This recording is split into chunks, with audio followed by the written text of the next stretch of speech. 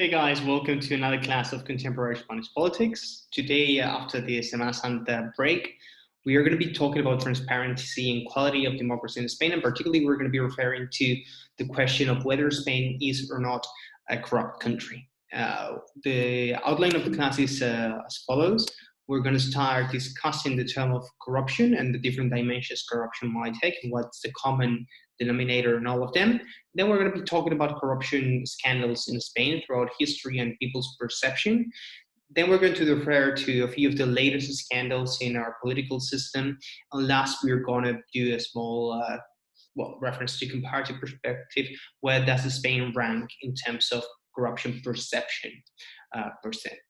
So if I ask you the question, what is corruption? I'm sure you can think about many different things. However, this might change from country to country. And this actually has a connection with the quality of democracy and with the quality of the democratic culture and what people think is acceptable and what people do not accept at all. Actually, if you ask this question in Spain, back 40 years ago, just when the dictatorship finished, and you ask this question right now, the answer is going to be different because actually people will tend to take some things as acceptable depending on how transparent and how historically things have been done in that regime. So if we try to find a definition, and here we can think about many examples. I mean, what you're going to say in a second. If we try to find a common definition, we can use the one given by Transparency International, which is an NGO that actually researches on corruption across different nations. And we are going to talk about the abuse of untrusted power for private gain. This private gain might be personal, but might also be related to a political party or to a private entity. Obviously, here we mean that we are using the power for a gain that is only affecting a few individuals, not the general public. Otherwise, it will just be the act of governing.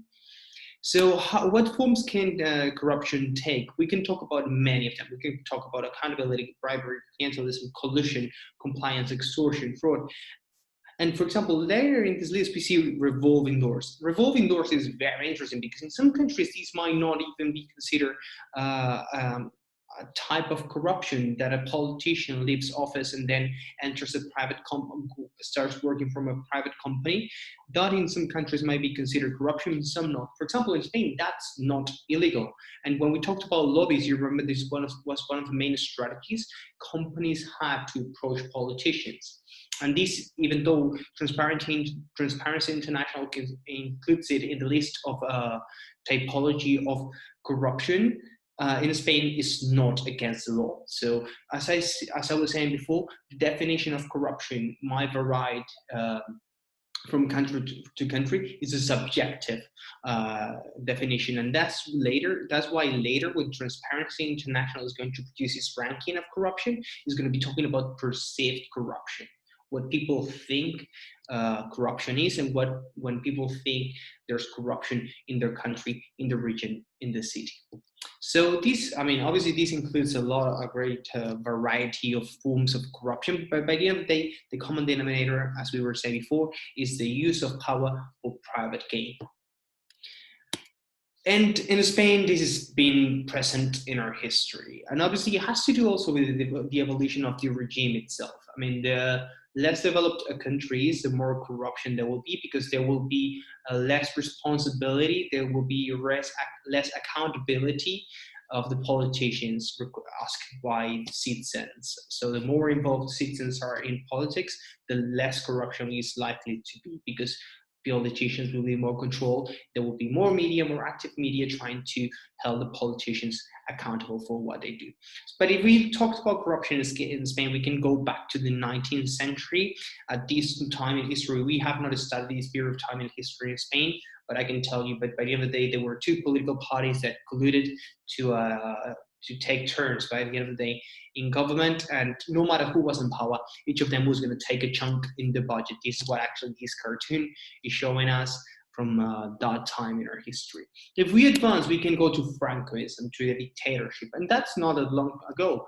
And during Francoism, as I was saying, corruption was something normal. Any non-democratic regime is quite likely to be a corrupt regime. Why? Because these people that are in power, they have no system of control. There's no one to hold them accountable. There's no one with custodias, who is going to control the ones that have power, who is going to control the ones that control. No one in this case. So during Francoism, we can talk about extraperlo. Extraperlo was the generalized corruption in trade. Any product entering Spain, you were quite likely to have to pay the government or the officials in government for bringing that product to Spain, or to trade whatever you purchase in Spain and to ship it overseas. There were other cases. There were a few cases, but these are hard to actually have a proper data on them, because obviously the dictatorship did not want publicity on these corruption cases. But for example, one of them was Matesa. Matesa was a case of a company that was actually benefiting from subsidies of the state to trade.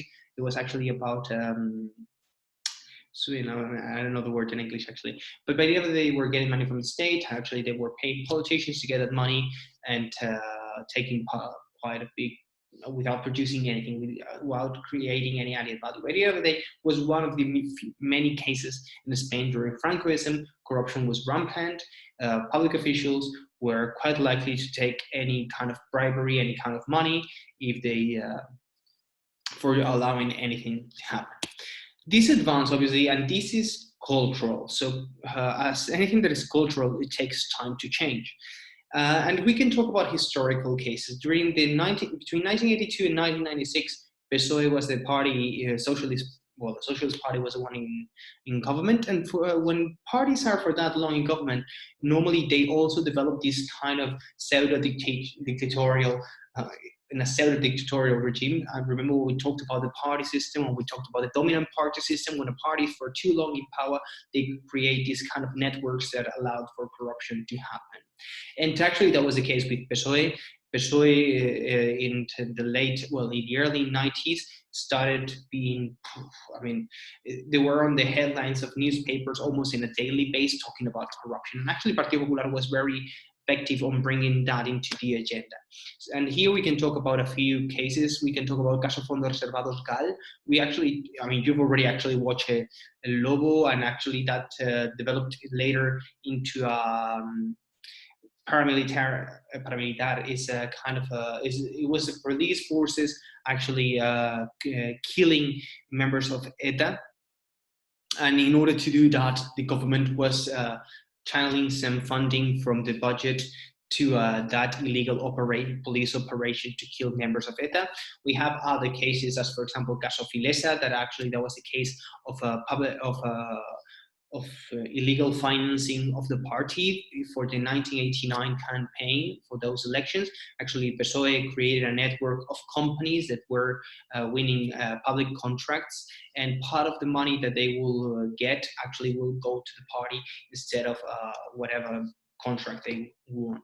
And the last case was actually Caso Roldan, and these are 3 out of many that we could be talking about. And actually, Caso Roldan, Roldan was the chief, it was the commissioner of Guardia Civil, one of the police forces in Spain. And any contract Guardia Civil was, by the end of the day, opening for people to bid.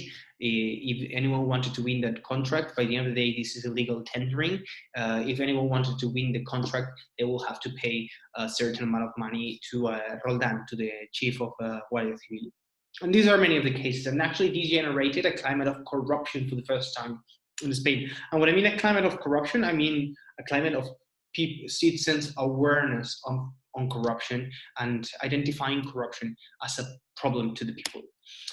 There were other cases, particularly up until 2006, we have Caso Malaya. This is not connected to any big party. Actually, it took place in city halls and municipalities in southern Spain, actually where tourism was booming, when it was growing, when it was expanding.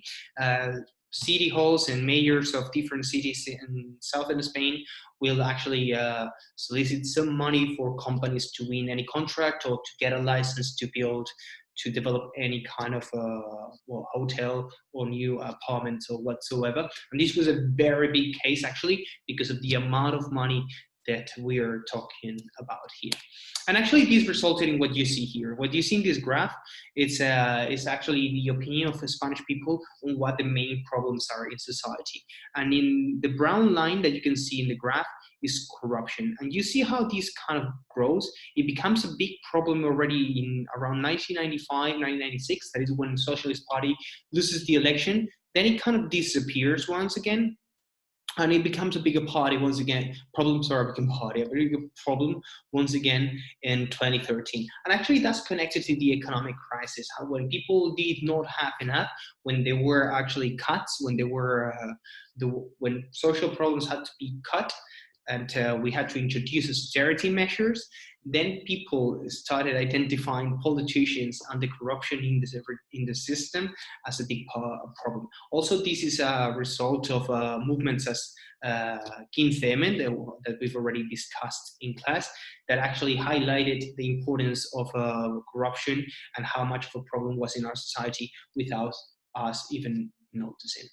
So this was the first part of the class. We're going to take a break now, and we are going to continue later with a current scandal, corruption scandal. So see you in a minute.